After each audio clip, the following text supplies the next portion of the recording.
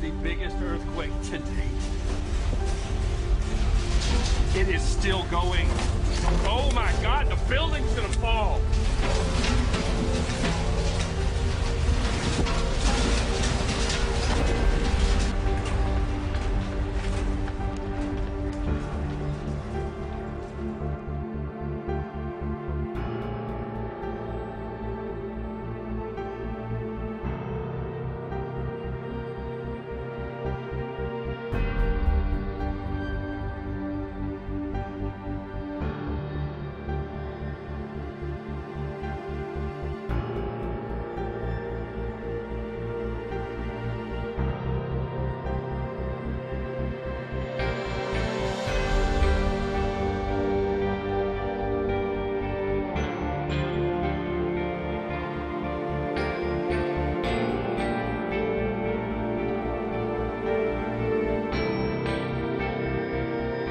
A failed star brown dwarf or a full sun. So it's a full sun?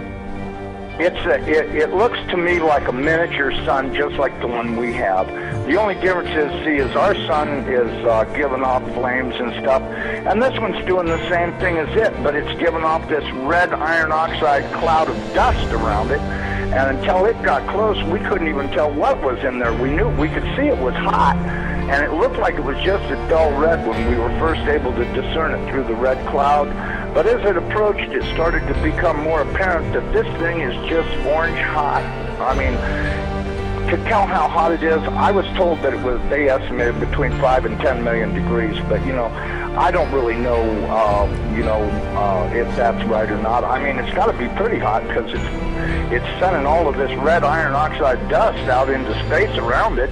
Right. And it's got this enormous, and I mean enormous, at least 50 or 100,000 miles on each side of it, this red dust cloud that goes all the way around it. I know when we were watching it, as it started to make the upward swing to approach behind our sun, it was amazing. The red dust cloud settled down. Instead of being round, it started to settle down into a V, like wings, upside-down wings. Right. And I thought, boy, I wonder if that's where the ancient Sumerians got the idea this thing had wings, because, centrifugal force is a funny thing. When it comes back up around the planet, when we see it in the sky, my guess is it's going to look like it's got wings, because centrifugal force is going to be pulling the red iron oxide dust and particles out to one side, and then as it starts to climb out and go away from us, listen, I was told that this thing's magnetic field.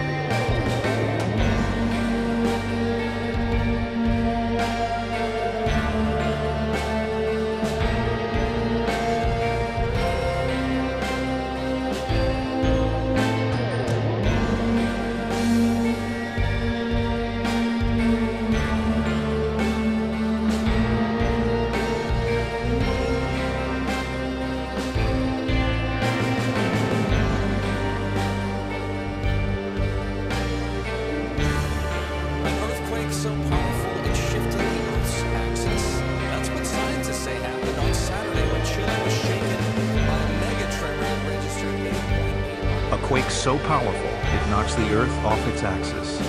A tsunami leaves tens of thousands feared dead.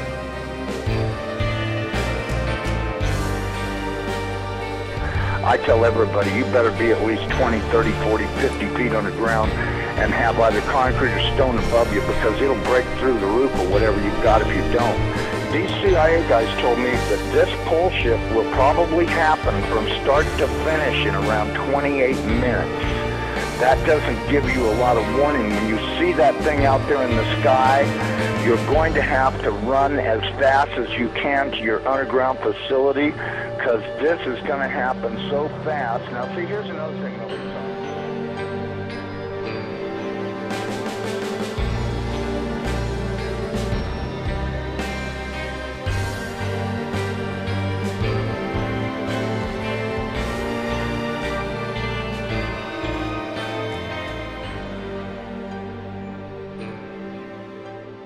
The bunker's role at Cheyenne Mountain was to guarantee U.S. air sovereignty, and it was vital that this facility was kept operational at all costs. We can now show the extraordinary engineering behind this stronghold, revealing how it was built to withstand a direct nuclear strike from a device with the destructive force of the Hiroshima bomb. This is the supreme example of Cold War bunker technology. It's a proof of the lengths the U.S. was prepared to go to in the interests of national security. I mean, basically, you got an underground roadway system here that runs all the way to Maine, to Washington, D.C., to Colorado. It's fully stocked. It runs completely underground. And you can see they've been hauling tons of military equipment. You know, they're stocking all these bases. Now, the other thing is the railroad system here is also very strategic. They're bringing in boxcar loads and they're dump shipping here, and they can really deliver to all these locations, which these locations go all the way to Area 51. These locations go all the way to Washington, D.C. There's access underneath the White House to this location, okay? So this is a strategic location, which is really the new command center for the Illuminati and the United States government. Well, forget the United States government. This is a headquarters for the Illuminati. This is where they'll ship most of their supplies. When they go underground, they can stay underground for quite some time. And this is stocked with food, water, everything they need. It's an underground city. So this is the north entrance, and we're going to go see if we can do some more digging. In West Virginia, hidden in the buildings of the luxury Greenbrier Resort, our investigators have found a high-tech bunker. It was constructed almost 5 decades ago. Its mission, dependent on total secrecy, was to provide a haven for Congress in the event of a nuclear attack. Now, they want to know how this bunker was equipped to protect the nation's leaders in a time of war, and how a project of this scale was kept secret.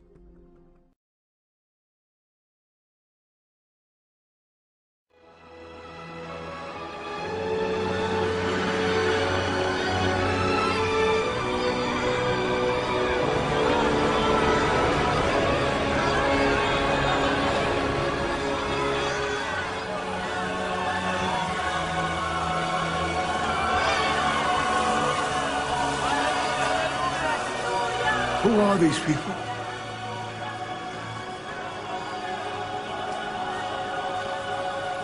Where have they come from? They have been saved. These are the people who have been through a great trial. They have washed their robes white again in the blood of the Lamb. They will never hunger or thirst again, because the Lamb will be their shepherd and guide them to the springs of life, and God will wipe away all tears from their eyes. There, look, the Lamb, the Messiah, is breaking the 7th seal.